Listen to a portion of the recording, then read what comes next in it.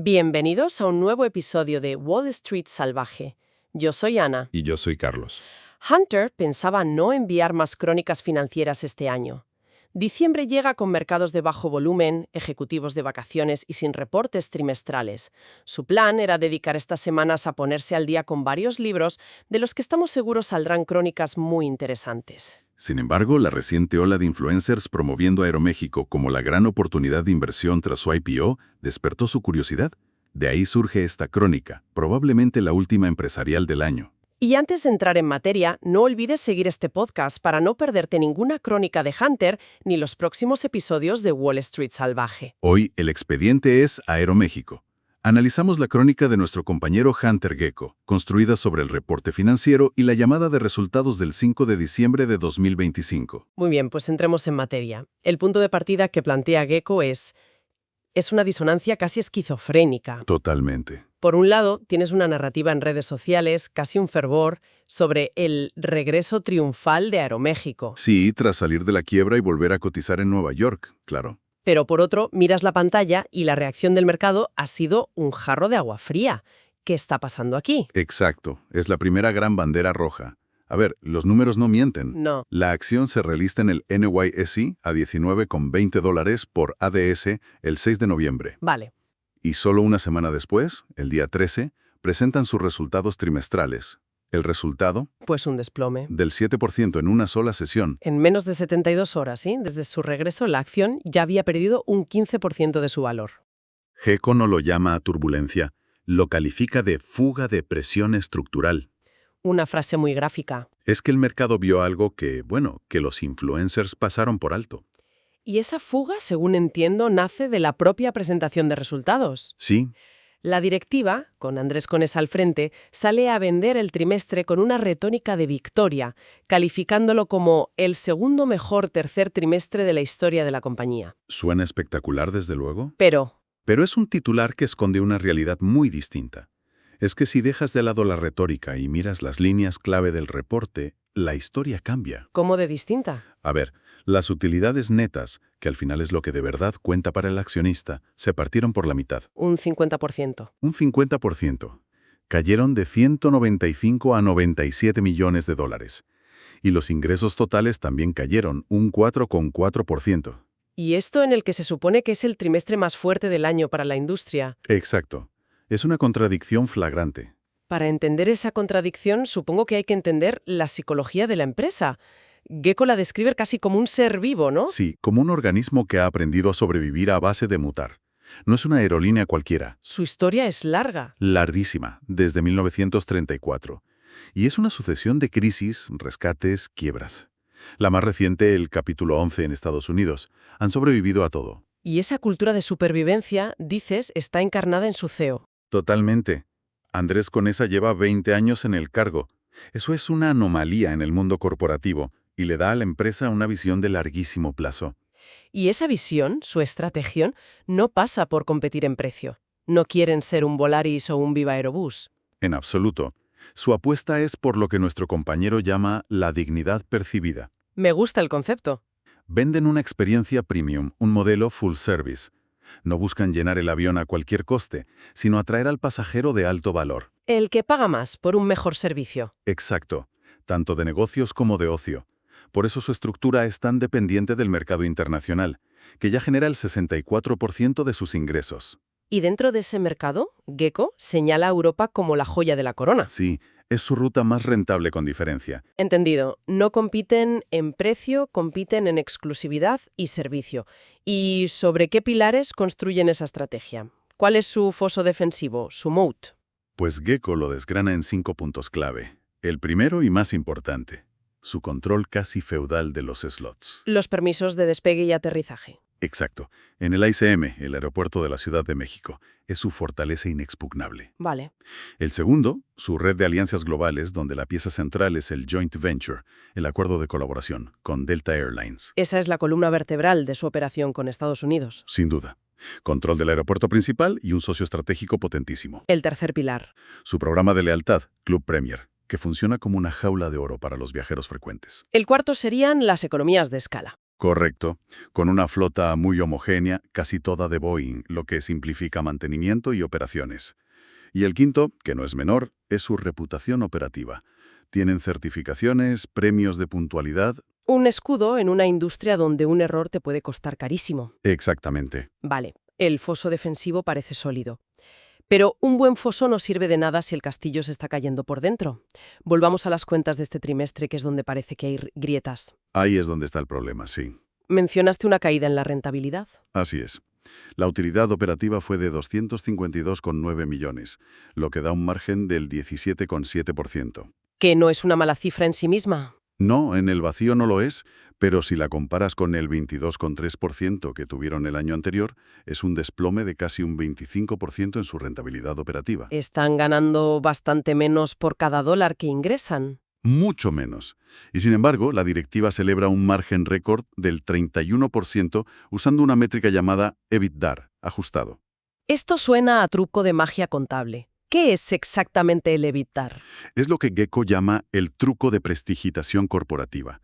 El EBITDA es una métrica muy específica de la industria del transporte. Aerolíneas, navieras. Sí, calcula los beneficios antes de intereses, impuestos, depreciación, amortización y la R final es de rentas. Básicamente excluye del cálculo el coste del alquiler de los aviones. Espera un momento. O sea, te están diciendo lo rentable que sería la empresa si no tuviera que pagar por su principal activo, que son los aviones. Has dado en el clavo. Es como si una inmobiliaria te dijera lo bien que le iría si no tuviera que pagar por los edificios. Es más chapa y pintura que motor.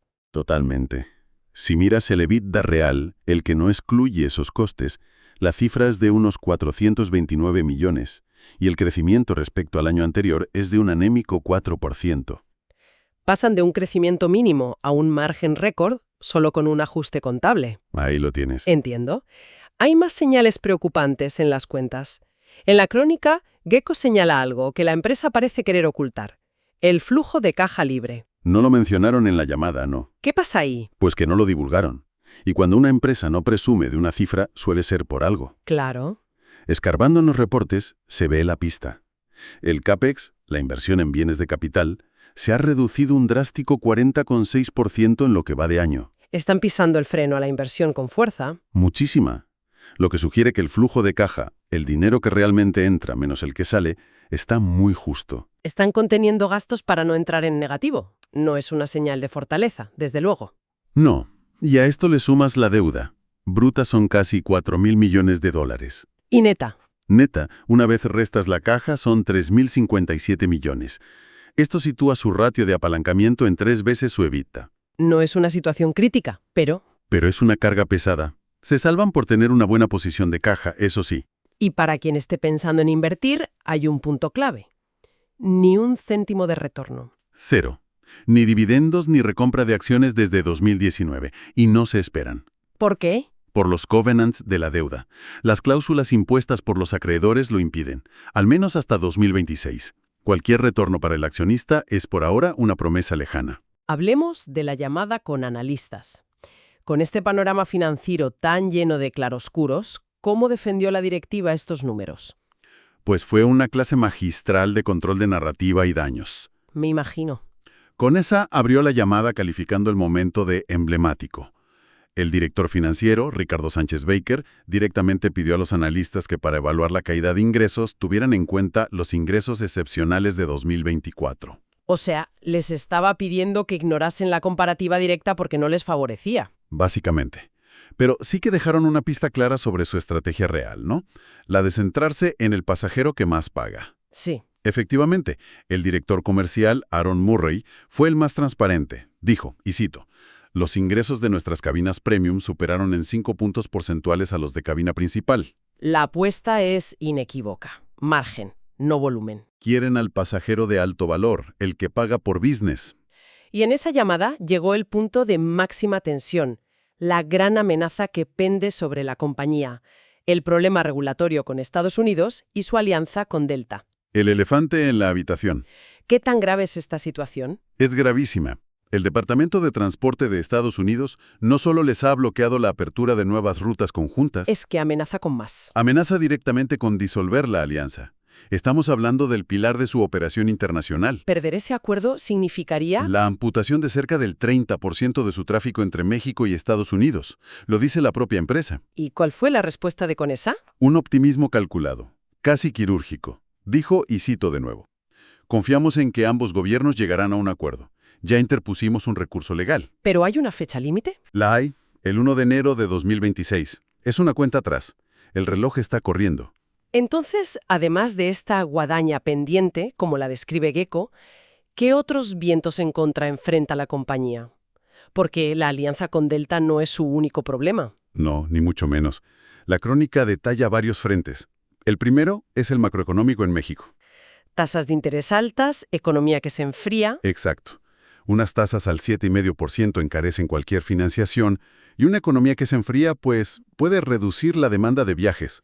Y paradójicamente, un peso mexicano fuerte les perjudica. Sí, aunque abarata costes en dólares como el combustible, daña sus ingresos, porque una parte importante de su facturación viene de billetes vendidos en el extranjero, Luego están los riesgos operacionales. que en su caso son más agudos. Su dependencia casi total del saturado y disfuncional aeropuerto de Ciudad de México es un riesgo enorme. Cualquier problema allí congela la mitad de su red.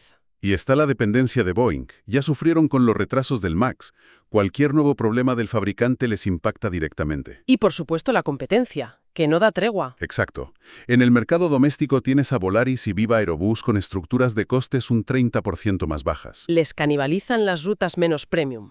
Y en las internacionales, los gigantes de Estados Unidos y Europa están al acecho. Pero, insisto, la amenaza central, la existencial, sigue siendo la regulatoria. ¿La posible disolución de la alianza con Delta? No es un riesgo más, es el riesgo. Con todo este panorama sobre la mesa, llegamos a la pregunta del millón para el inversor. ¿Cómo está valorando el mercado Aeroméxico? Pues, de momento, el mercado no se cree la narrativa épica del regreso. No la compra. Para nada. La capitalización bursátil ronda los 2.500 millones de dólares. Si miramos un múltiplo clave como es el EBI/EBITDA, se sitúa en 5,5 veces. ¿Y eso qué significa? Que no es una valoración de empresa en crisis, pero tampoco refleja ninguna prima por crecimiento. Es una valoración de cautela, de esperar y ver. ¿Y qué dice el consenso de analistas? Extrema prudencia. Reconocen que un margen evitar del 31% demuestra una disciplina operativa muy meritoria. La empresa sabe gestionar sus costes. Sí, pero la gigantesca incertidumbre sobre la alianza con Delta y la debilidad real de los beneficios netos pesan como una losa. El mercado no la ha crucificado, pero, desde luego, tampoco la ha canonizado. ¿Cuál es entonces el diagnóstico final de nuestro compañero? Pues que Aeroméxico no es una historia binaria de victoria o derrota. Es más complejo. Mucho más. Es una compañía con una estructura operativa muy disciplinada, que literalmente ha sobrevivido al infierno del capítulo 11, pero que ahora se enfrenta a un entorno extremadamente frágil. Con vientos en contra muy potentes, que además no puede controlar. Exacto. Los márgenes son sólidos, como demuestran, pero el suelo bajo sus pies tiembla. Esa es la imagen perfecta. Invertir hoy en Aeroméxico es, en esencia, una apuesta de altísimo riesgo. Una apuesta a su capacidad de navegación. A que su directiva será capaz de navegar una tormenta regulatoria y macroeconómica que está completamente fuera de su control. La pregunta para el inversor no es si la compañía puede volar, porque ha demostrado durante 90 años que puede. La pregunta es si lo hará sin estrellarse otra vez. Así terminó el expediente de hoy. Si sobrevives a esta semana en los mercados, nos vemos en la siguiente crónica. Y si quieres leer la crónica completa, tal como la recibimos de Hunter, sin cortes, sin moderación, sin miedo, está en huntergecko.substack.com. Esto fue apenas lo que pudimos decir. Hasta la próxima.